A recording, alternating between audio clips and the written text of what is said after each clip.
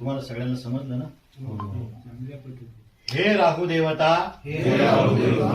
आमच्या वडिलांनी काही पाप केलं असेल, काही सर्प हत्या केली असेल, माझ्या आजोबांनी काही पाप केलं असेल, काही सर्प हत्या केली असेल, माझ्या पंजोबाने काही पाप केलं असेल, काही सर्प हत्या केली असेल, माझ्या पितृकुळावर काही दैवतांचा शाप असेल, कोप असेल, हे सर्व पाप शाप दोष ह्या सर्पात आणून मला पितृकुळाचं पाप दोष मुक्त करा.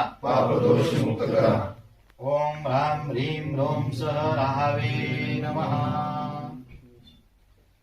आता राहू देवतानं आपली प्रार्थना ऐकली आणि आपल्या 3 पिढ्यांचं पाप दोष निवारण केलं. म्हणजे पुढच्या सर्पात आणलं. निळा सर्प म्हणजे पितृकुळाचा आहे.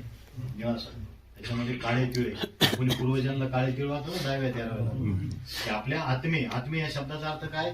काही लोक आता जिवंत असताना सुद्धा तो पाप घेऊन आलेला आहे आणि मेलेला तर तो पाप करून मेलेला आहे. त्याच्यामुळे जिवंत असू मरेला असू पाप आहे. आणि मग ज्या पूर्वजांनी काही पापामुळं ते आत्मे एक तर पुनर्जन्माला पण जात नाही आणि मोक्षाला पण जात नाही, मग ते आपल्या कुळाला त्रास देतात. कावळा खास खात नाही, अमुक झालं तमुक झालं. त्याचं कारण असं आपल्या पितृकुळाला त्यांनी काहीतरी पाप केलेलं आहे. आत्ता काय झालं, तुमच्या 3 पिढ्या पाठीमागं कोणी भटकता आत्मा असेल, कोणी फाशी किंवा कोणी अतृप्त असेल, कोणी तुमच्या कुळामध्ये कोणी लवकर मेलेला असेल, अदृश्य मेलेला असेल, काय असेल पाप, यस निवळ राहूच्या दर्शनाने ते निवारण झालं आणि त्या लोकांना मोक्ष मिळाला. मोक्ष म्हणजे किंवा पुनर्जन्म मिळाला या ब्रह्मांडामध्ये. त्याच्यामुळं आपल्या पितृकुळाला नमस्कार करा. ओम पितृकुलाय धीमहि तन्नो सर्प प्रचोदयात्.